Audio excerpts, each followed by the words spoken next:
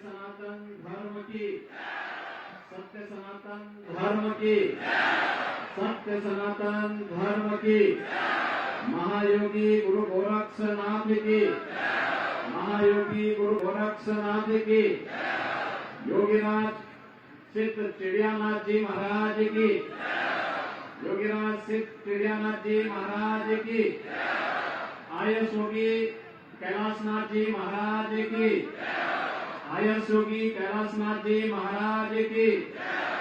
भारत माता की, भारत माता की। वंदे वंदे वंदे। मंच पर उपस्थित श्री मंदिर जालोर के श्री महंत, हमारे पूज्य संत गंगानाथ उज्जैन से पधारे श्री महंत रामनाथ जी महाराज, हमारे लोकप्रिय विधायक जिन्हें बाड़मेर की जनता ने पोखरण से इस बार विधायक बनाया है, महंत प्रतापपुरी जी महाराज, महंत रूपनाथ जी महाराज, महंत परशुराम पुरी जी महाराज,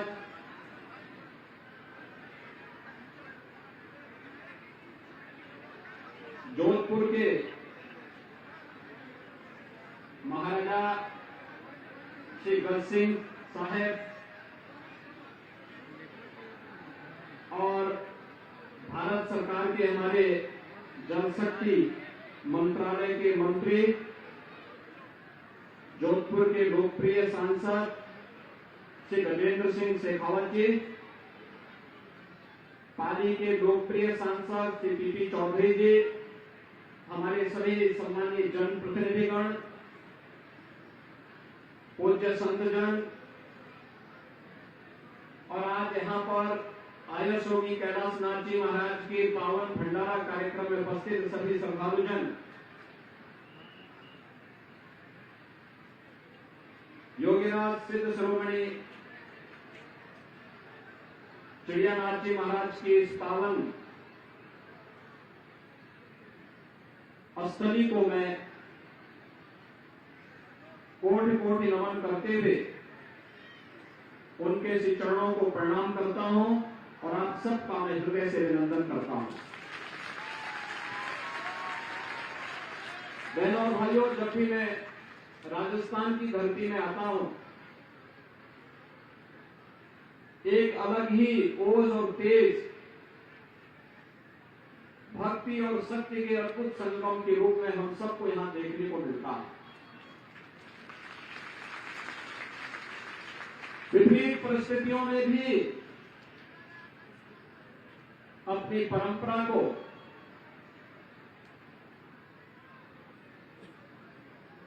कैसे सुरक्षित रखा जाना चाहिए, दुनिया ये देखने के लिए राजस्थान आती है।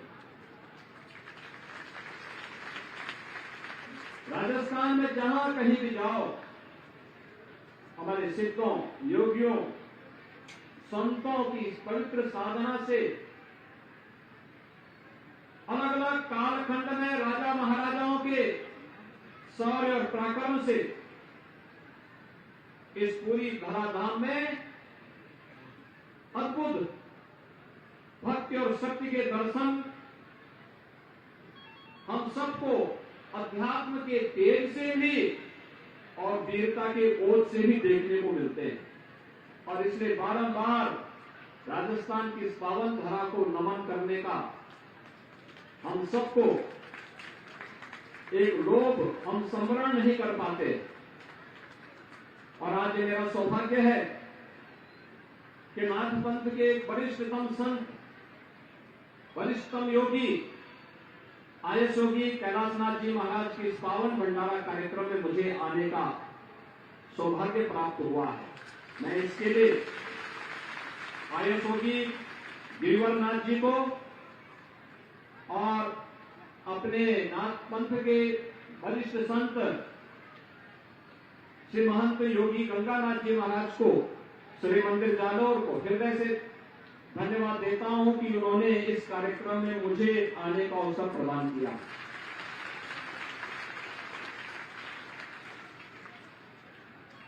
योगियों सिद्धों की एक लंबी परंपरा हमारे यहां है,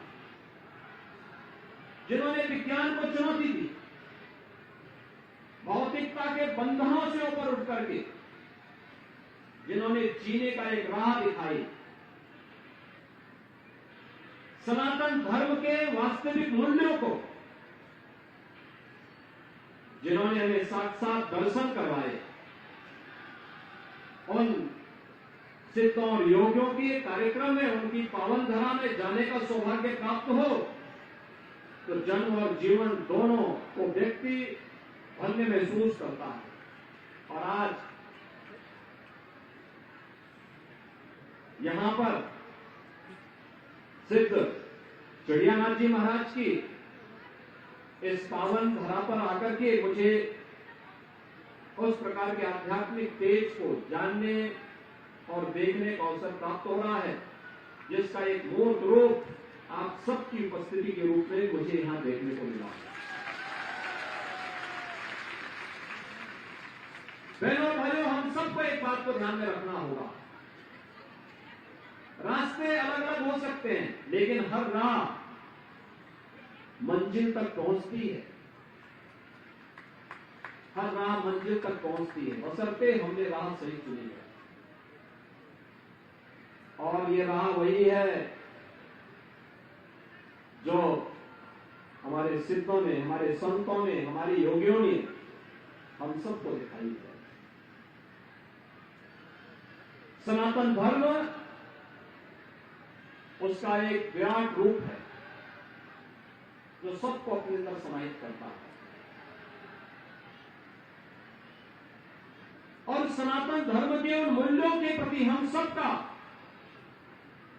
आग्रह होना चाहिए। धर्म एक ही है और वो सनातन धर्म है। बाकी उपासना कितना हो सकती है, पंथ हो सकते हैं, संप्रदाय हो सकते हैं। हर देश, हर काल, हर परिस्थिति में जो अपनी जीवंतता को बनाए रखा है, बिना डिगे, बिना हटे, बिना झुके, वह बना रहा है। और इसीलिए दुनिया के अंदर बहुत कुछ आए, बहुत कुछ चले गए, बहुत सारे लोग आए, बहुत सारे लोग चले गए, लेकिन सनातन धर्म अपनी इस अनवरत यात्रा को सम और विषम परिस्थितियों का सामना करते हुए निरंतर बनाए हुए है। कुछ कालखंड में कुछ बैरियर आए होंगे, कुछ बाधाएं आई होंगी, कुछ चुनौतियां आई होंगी। अगर हमने बाधाओं का सामना नहीं किया, वे कुछ दिन तक, कुछ देरी तक उन्होंने समाज को चुनौती दी होगी, सनातन धर्मावलंबियों को चुनौती दी होगी।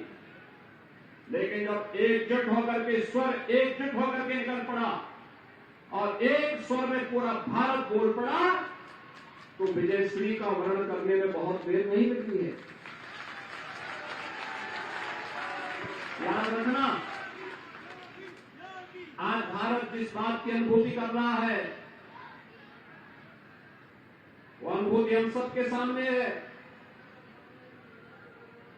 अयोध्या में मर्यादा पुरुषोत्तम भगवान श्री राम के भव्य मंदिर के निर्माण का कार्य पूरा हो चुका है। 22 जनवरी को 500 वर्षों के इंतजार के बाद प्रभु राम अपने भव्य मंदिर में विराजमान होंगे। हर भारतवासी प्रफुल्लित है। दुनिया के अंदर जहां कहीं भी सनातन हिंदू धर्मावलंबी है, वह आज अपने इस गौरवशाली परंपरा पर गौरवान्वित हो रहा है।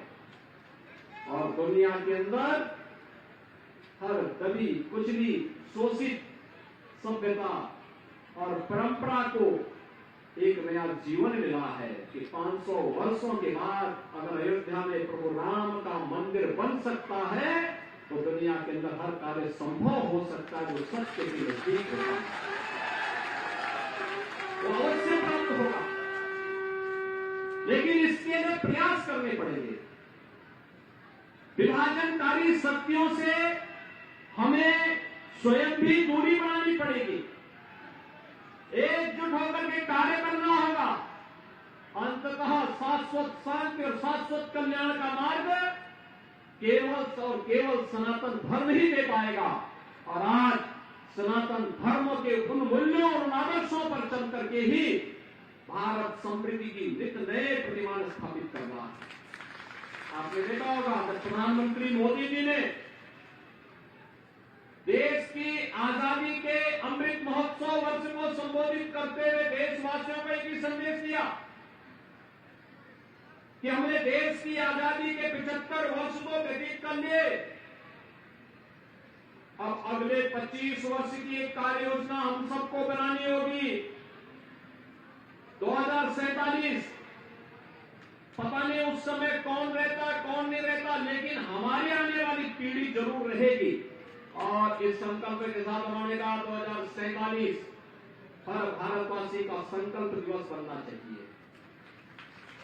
इस बात का संकल्प पंचप्रण का संकल्प हमारे यहां हर मांगलिक कार्यक्रम के पहले लिया जाता है। इसमें पीढ़ी दर पीढ़ी हमारे पूरे के पूरी परंपरा के बारे में पढ़ा जाता है। हम किस परंपरा में पैदा हुए, कौन गोत्र है, कौन हमारा क्या विरासत है, अपने पूर्वजों के बारे में बताते हुए और फिर आगामी भविष्य के बारे में एक संकल्प के साथ हम आगे बढ़ते हैं। और यही पंचप्रण आजादी के अमृत महोत्सव वर्ष में प्रधानमंत्री मोदी जी ने भारतवासियों को स्मरण कराया है। कौन ऐसा भारतवासी होगा, और अगर वो सच्चा भारतवासी है उसके मन में अवश्य भाव होना चाहिए कि 2047 होते होते हमारा देश दुनिया की सबसे बड़ी ताकत बने, जिससे हर चेहरे पर खुशहाली लाई जा सके, हर बहन और बेटी को के चेहरे पर मुस्कान लाई जा सके। और मुझे लगता है हर भारतवासी जो सच्चा भारतवासी है वो अपने देश की सुख और समृद्धि की कामना अवश्य करता होगा। और उस कामना के साथ हम सबको जीने के लिए ये पंचप्रण जो हमारे जीवन का संकल्प बनना चाहिए, यही पंचप्रण है जिसमें हम आत्मनिर्भरता के लक्ष्य को प्राप्त कर सकते हैं। आत्मनिर्भरता का यही लक्ष्य जिसके लिए प्रधानमंत्री मोदी जी ने कहा वोकल फॉर लोकल, स्थानीय परंपरा, लोक परंपरा होगी, लोक व्यवसाय होगा, लोक उद्यम होगा, लोक परंपराएं होंगी, लोक कथानक होंगे, लोक से जुड़ी हुई जो चीजें हैं उन चीजों को हम लोग जब जैसलमेर क्षेत्र में आते हैं, यहां जल प्रबंधन का उत्तम माध्यम लोगों ने अपनाया। बरसात सबसे कम होती है, लेकिन जल का प्रबंधन कैसे होना चाहिए, और जल प्रबंधन के लिए प्रधानमंत्री जी ने जब जल शक्ति मंत्रालय का गठन किया तो जल शक्ति मंत्री के रूप में जोधपुर के सांसद श्री गजेंद्र सिंह शेखावत जी का ही चयन किया। भाइयों बहनों, देश की आवश्यकता है। हम अक्सर करते क्या है, पर्व और त्योहार होते हैं, किसी के यहाँ गिफ्ट देना होता है, हम विदेशी उत्पाद पे विश्वास करते हैं। हमारा प्रयास होना चाहिए नहीं, हमारे स्थानीय कलाकार में, स्थानीय हस्तशिल्पी में, स्थानीय कारीगर में, स्थानीय किसी व्यवसायी में, स्थानीय किसी सूक्ष्म लघु मध्यम उद्यम से जुड़े हुए किसी कारीगर में अगर वह प्रोडक्ट बनाया है, वह उत्पाद तैयार किया है, हम उसका क्रय करें और फिर उसी को किसी को गिफ्ट के रूप में देना, वही दे। क्यों हम विदेशी कार्यों के चक्कर में पड़ते हैं, विदेशी चीजों के, विदेशी प्रोडक्ट के पीछे क्यों भागते हैं? अपने उत्पाद को अच्छा बनाना, उत्कृष्टता की श्रेणी में पहुंचाना, उसकी ब्रांडिंग करना, वैश्विक मंच तक उसको पहुंचाने का कार्य करना, आत्मनिर्भरता के लक्ष्य की ओर अग्रसर करेगा। मोदी जी ने दूसरा संकल्प सुनाया था कि दूसरा संकल्प क्या होना चाहिए? गुलामी के अंशों को सर्वथा समाप्त कर देना। हम गुलामी की मानसिकता के साथ नहीं जी सकते। दुनिया अच्छी है और हम बुरे हैं, ये नहीं सोच सकता। हम अच्छे हैं, और जब दुनिया अंधकार में थी तो पूरी दुनिया भारत की ओर आशा भरी निगाहों से देखती थी, और तब हमारे ऋषियों ने संदेश दिया था वसुधैव कुटुंबकम का। पूरी दुनिया को एक परिवार के रूप में मानने वाली यह वसुधा, ये भारत की धरती है, भारत की ऋषि परंपरा है। हम श्रेष्ठ थे, इसीलिए आर्य कहलाए। यह भाव किसी और के पास नहीं था, ये हमारे पास था। लेकिन आज हम अपने उस परंपरा के प्रति गुलामी की मानसिकता के कारण हम उसको बोलने में संकोच करते हैं। तीसरी बात जो प्रधानमंत्री जी ने कही थी, वो कही थी विरासत का सम्मान।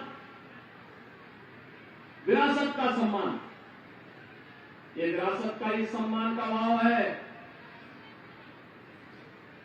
कि हमने अपने आजादी के अमृत महोत्सव वर्ष में आजादी के उन महान योद्धाओं का, क्रांतिकारियों का, स्वतंत्रता संग्राम सेनानियों का जहां सम्मान किया, वहीं साथ ही साथ इसके साथ एक और शब्द जोड़ा गया है, अपने सैनिकों का, सुरक्षा बलों के जवानों का भी सम्मान करें। तो देश की सीमाओं की रक्षा करते हुए हम सबको सुरक्षा प्रदान करते हैं। विरासत का सम्मान का ही भाव है कि जिस अयोध्या में पहले लोग जाने में संकोच करते थे, आज पूरी दुनिया अयोध्या आना चाहती है। मुझे याद है 2017 में जब मुझे मुख्यमंत्री बनाया गया था, मैं अयोध्या में, मैंने कहा दीपावली तो मैं अयोध्या में ही मनाऊंगा। लोगों ने मुझसे कहा क्या कर रहे हैं आप? मैंने कहा मैं जो कर रहा हूं सही कर रहा हूं। अरे आपके खिलाफ एक माहौल चलेगा। तो मैंने कहा क्या हम लोग कोई अपने पक्ष में करने के लिए थोड़ा आ रहे हैं? हम तो यही चाहते हैं कि प्रभु के चरणों में अगर कुछ भी गलत भी कोई हमारे लिए बोल दे तो बोलने दीजिए, लेकिन हम अयोध्या जाएंगे और दीपावली अयोध्या में ही मनाएंगे। अब आप देख रहे हैं आज वहां का दीपोत्सव दुनिया का एक भव्य उत्सव बन गया है। संकल्प होना चाहिए। आज अयोध्या में प्रधानमंत्री मोदी जी के विजन के अनुरूप भगवान राम का भव्य मंदिर का निर्माण हो रहा है। 500 वर्षों के बाद भगवान विराजमान होंगे अपने मंदिर में। ये विरासत का ही सम्मान है। मैं पिछले दिनों शेखावत जी के साथ यहां आया था। नीलकंठ महादेव के मंदिर को मैंने देखा, कितना भव्य मंदिर बना, और वहां भी 1400 वर्षों के बाद उस मंदिर को फिर इतना भव्य स्वरूप दिया गया। भाइयों बहनों, ये विरासत का सम्मान यही है।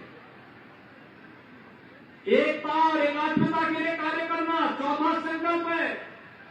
एकता और एकात्मता के लिए बांटने वाले तत्व होंगे, ये जाति के नाम पे बांटेंगे, तमाम वादों के आधार पर विभाजन करने का प्रयास करेंगे।